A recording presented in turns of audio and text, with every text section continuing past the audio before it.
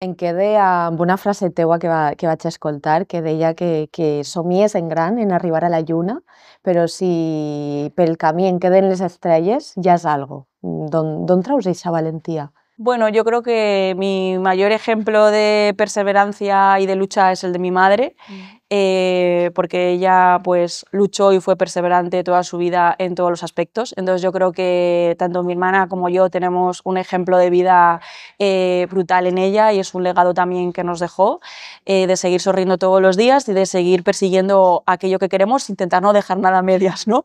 Y es lo que yo intento, ¿no? Es verdad que a lo largo de tu vida pues te encuentras con obstáculos o con personas pues, que tienen la mirada cerrada, que no se abren hacia lo diferente, ¿no?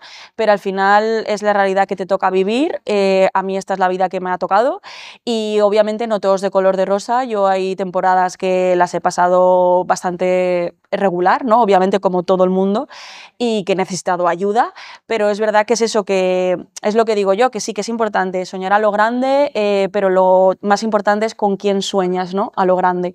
Y yo la verdad es que tengo la inmensa suerte de contar con una familia y unos amigos que son red, son apoyo, tanto en Valencia como en Madrid, que ya me he hecho mi familia de Madrid, y es muy importante eso, ¿no?